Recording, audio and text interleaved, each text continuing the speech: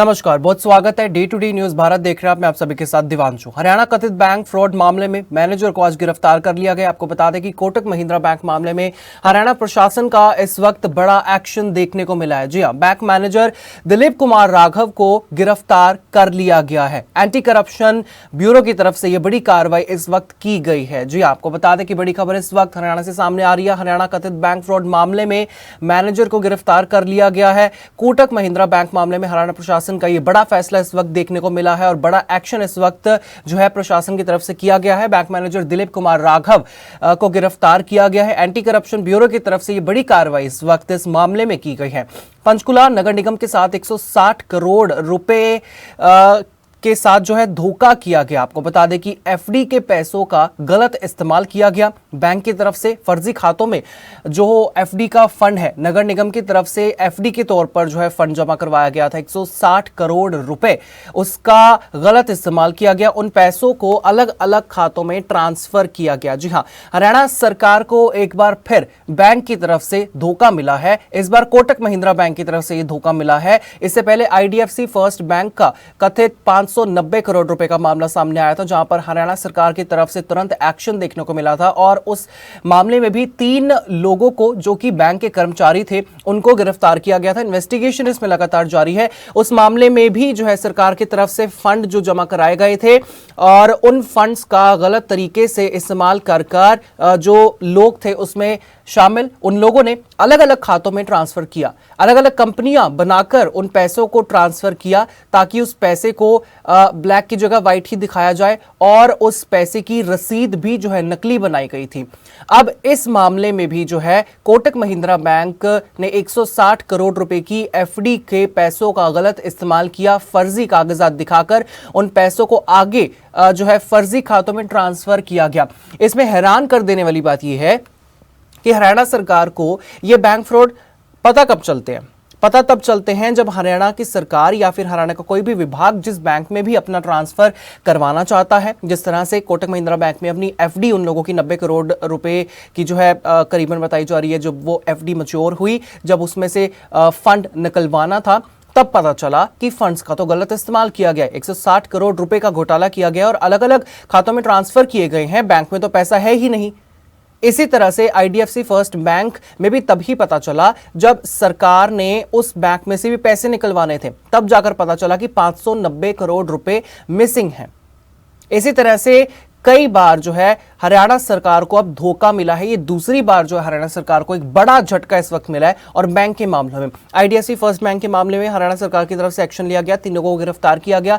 गिरफ्तार करने के बाद जो है हरियाणा सरकार ने अपने सभी खातों को बंद करवा दिया और सभी खातों के ट्रांसफर इसमें बंद करवा दिए। उस मामले में बैंक के कर्मचारियों को गिरफ्तार किया गया। इन्वेस्टिगेशन लगातार जारी है। अब उसमें यह भी देखना होगा कि सरकार की तरफ से क्या कोई इस चीज में इन्वॉल्व है या फिर नहीं है, क्योंकि सिर्फ बैंक की तरफ से इस तरह के फ्रॉड नहीं किए जा सकते जब तक सरकार की तरफ से कोई भी ऐसा इंसान ना हो जो इन सब चीजों की जानकारी रखता हो, इन सब चीजों की जानकारी देता हो। अब इन मामलों में यह देखना काफी ज्यादा दिलचस्प होगा कि सरकार की तरफ से जो गलती निकली है और बैंकों की तरफ से जो एक धोखाधड़ी की गई है, इन दोनों में क्या कुछ सिमिलैरिटीज होंगी, इनमें कौन कौन इन्वॉल्व होगा, कौन कौन नहीं।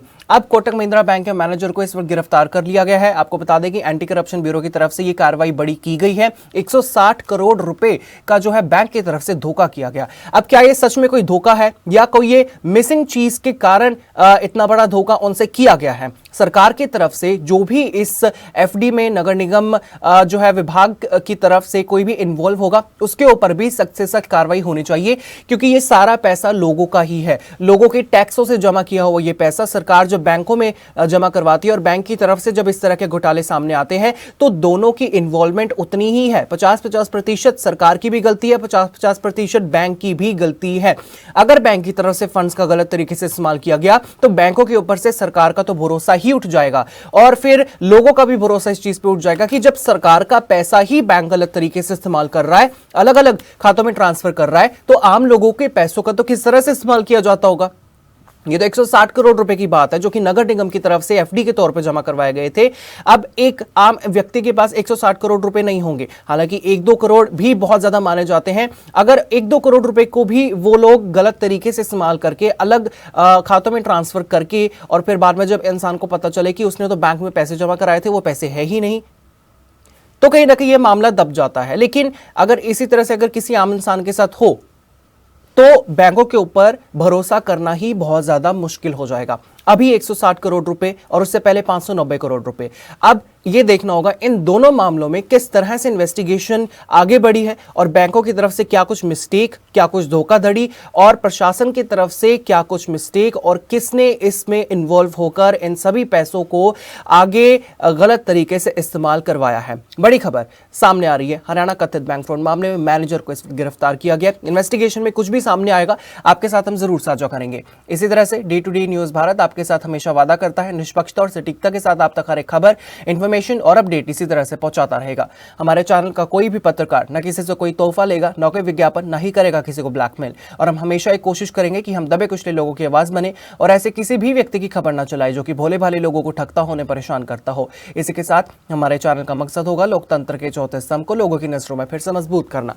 मुझे दीजिए इजाजत और हमें हर किसी सोशल मीडिया प्लेटफॉर्म पर लाइक, शेयर और सब्सक्राइब करना बिल्कुल भी मत भूलिएगा। सपनों का घर देख रहे हो तो सही वीडियो पे आए हो। जी हाँ, अगर आप एक प्राइम लोकेशन पे अपने लिए घर देख रहे हो तो जेनेसिस हाइट और स्क्वायर आपके लिए एक लग्जरियस प्रॉपर्टी लेके आया है। इसमें आपको लग्जरियस फ्लैट, पेंटा हाउस, क्लब हाउस की सुविधाएं देखने को मिलेगी और जो जल्द ही बनकर तैयार हो जाएगी। और इसके साथ ही अगर हम बात करें इसके ग्रीन एरिया की, जो 3 एकड़ में फैला हुआ होगा, इस ग्रीन एरिया में सबसे बड़ी बात यह है कि आप अपने बच्चों के साथ क्वालिटी टाइम स्पेंड कर सकते हो, साथ ही अपने बच्चों को नेचर के साथ भी कनेक्ट कर सकते हो।